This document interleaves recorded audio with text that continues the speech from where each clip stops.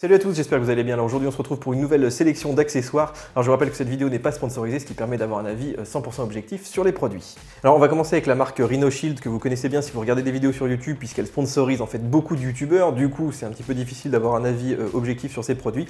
Alors moi je les ai utilisés pendant plusieurs semaines et je vais donc vous donner mon avis. Alors le produit phare de Rhino Shield ce sont évidemment ces petits bumpers donc soi-disant ultra résistants. Alors ils sont résistants parce qu'ils sont très gros, c'est des plastiques quand même très durs, hein. C'est pas du tout les petits caoutchoucs que proposait Apple. Du coup c'est très dur à mettre sur le téléphone, c'est aussi très dur à l'enlever, moi je me suis fait presque mal aux mains.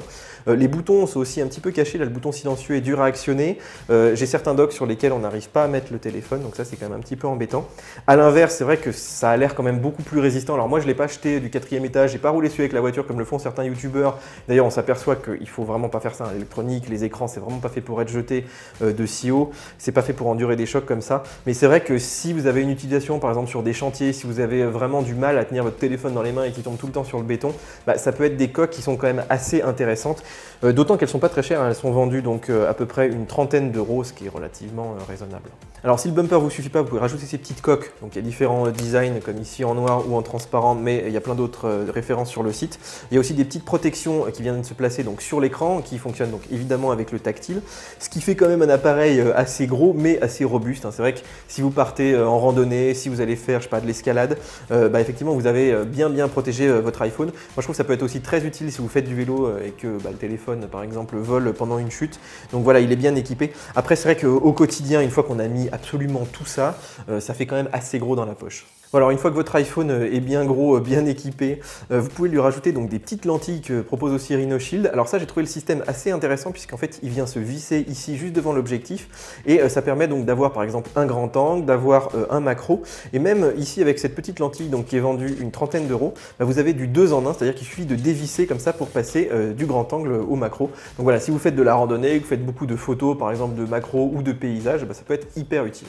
Voilà, alors au final Rhino Shield pour moi c'est pas une protection en fait du quotidien, hein. C'est plutôt pénible de se trimballer ça en ville, mais par contre si vous faites beaucoup de rando, beaucoup de sport, du ski, du VTT, je trouve que c'est assez rassurant en fait d'avoir effectivement une belle protection pour le téléphone et puis ce petit élément en plus donc qui permet de prendre des photos.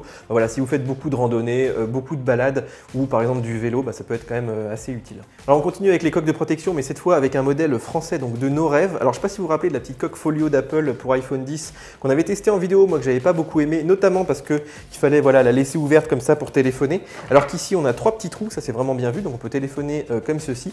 Je trouve que le cuir est un petit peu rembourré, donc il est de meilleure qualité. Il y a un petit rabat magnétique, ce qui est quand même assez pratique, ça évite que ça se sorte vraiment tout le temps, même si là aussi il y a du magnétisme, mais c'est un petit peu moins efficace. Et puis à l'intérieur, donc on a 2 rangements pour les cartes de crédit, on a un gros rangement pour la carte d'identité, j'ai testé, hein, ça rentre. Et puis je trouve que les finitions sont vraiment très bonnes, hein, ça sent vraiment la vache. Par contre, évidemment, ça a un prix puisque ça, c'est vendu 70 euros. On me demande souvent ce qu'il faut acheter comme SSD externe pour faire par exemple du montage vidéo. Et moi, je recommande souvent de se le faire soi-même tout simplement avec ici un petit boîtier UASP. Je vous mettrai un lien dans la description dans lequel je mets des SSD. Alors généralement des cruciales puisque c'est souvent les moins chers.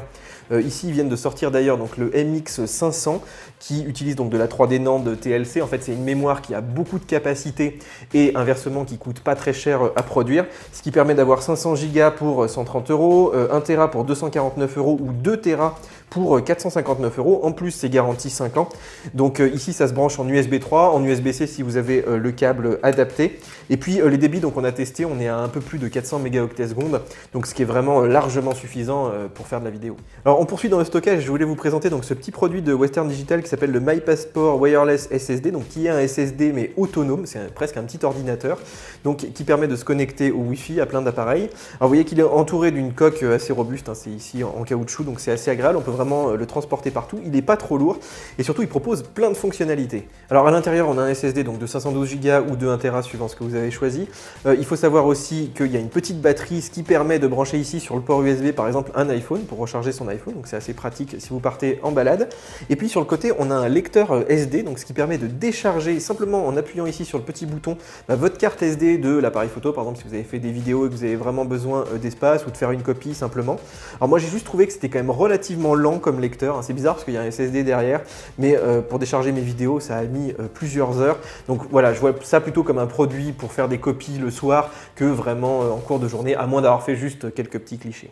Alors sur le port USB, vous pouvez connecter un certain nombre de lecteurs, notamment de cartes mémoire, par exemple des CFast ou des compacts flash, qui vont ici pouvoir également être déchargés sur le disque. Alors ce qui est assez pratique, c'est qu'il est capable de se connecter en Wi-Fi au réseau de la maison, et après vous pouvez par exemple voir tous les fichiers qu'il y a dessus et les copier depuis une application iPhone, depuis votre ordinateur. Il est vu comme un serveur distant. Alors la seule chose, c'est que j'ai trouvé que c'était pas très rapide, hein. Effectivement les débits sont pas terribles, ça va pour copier quelques photos ou quelques fichiers, mais c'est vrai que voilà, si on est à plusieurs à travailler, qu'on n'a pas forcément de câble ou quoi que ce soit, d'avoir un petit SSD auquel tout le monde peut accéder, ça peut être assez intéressant en travail de groupe.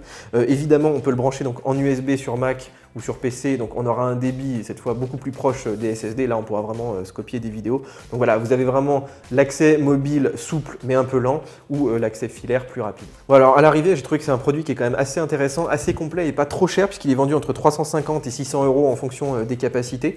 Et puis voilà, moi je me vois très bien emmener ça par exemple sur une grosse journée de tournage. Ça peut être vraiment très pratique pour s'échanger des fichiers rapidement, pour aller copier des fichiers depuis un appareil photo. Et évidemment, si vous faites beaucoup de rando, beaucoup de sorties en extérieur, ça peut également dépanner pour recharger son téléphone. Alors on était sur du stockage, un peu sur du stockage batterie. On finit avec une batterie que j'aime beaucoup, qui est vraiment très sympa. C'est X-Storm, donc c'est un produit qui est hollandais, qui est en fait une grosse batterie de 27 000 mAh et qui a ici 4 ports USB, donc qui est capable de charger 4 appareils en même temps, du smartphone jusqu'à un ordinateur. Alors ici on a 3 ports USB donc de 10 watts, ce qui est largement suffisant pour un iPhone, même pour un gros iPad. On a aussi un port USB-C, donc qui sert à la fois à charger la batterie, mais aussi à charger par exemple votre Mac USB-C évidemment.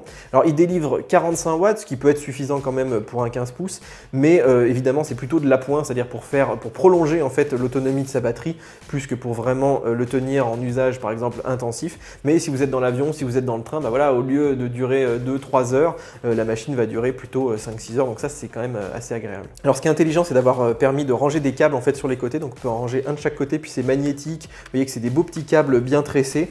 Le seul problème, c'est que c'est pas très adapté à l'environnement Apple, hein, puisqu'ici on a de l'USB vers de l'USB-C. Vous savez que sur l'iPhone on a quand même que du Lightning, et puis ici on a de l'USB vers du micro USB. Là aussi j'aurais préféré par exemple un câble USB-C des deux côtés pour recharger mon Mac, mais sinon c'est un produit qui est quand même relativement complet, qui est de bonne facture, moi je trouve très bien fini, qui coûte 130 €, donc c'est pas trop cher vu les capacités de la batterie. Seul truc, il est un petit peu lourd, hein, il pèse donc 633 grammes dans un sac, c'est vrai que voilà, ça fait quand même assez lourd. Alors si vous suivez le site depuis longtemps, vous savez qu'on relaye souvent des BD, et la dernière en date c'était celle de Laurel, hein, la dessinatrice française, qui est allée s'installer donc en Californie et qui a essayé de monter donc sa boîte de jeux vidéo. Elle raconte toutes ses péripéties dans ce petit livre, qui est sorti donc en volume 2 il y a quelques mois, hein. C'est vraiment un projet de longue haleine sur plusieurs années, et qui s'est fini donc avec un projet participatif où vous avez été très nombreux à participer, hein. Il y a plus de 350 000 € qui ont été élevés. C'est vraiment une vraie prouesse, d'autant qu'on publiait donc les planches gratuitement sur le site. Donc voilà, bravo à vous, bravo à Laurel pour ce livre. On espère qu'il y aura une suite. Voilà les amis, la vidéo est déjà terminée, j'espère que ça vous a plu. Si c'est le cas, mettez des petits likes. Vous pouvez aussi me poser toutes vos questions dans les commentaires. Je vous ai mis tous les liens dans la description. N'oubliez pas bien sûr de vous abonner, de télécharger nos applications mobiles, et nous on se retrouve donc sur le site et sur YouTube pour de nouvelles vidéos. Ciao ciao. Aside from my soul.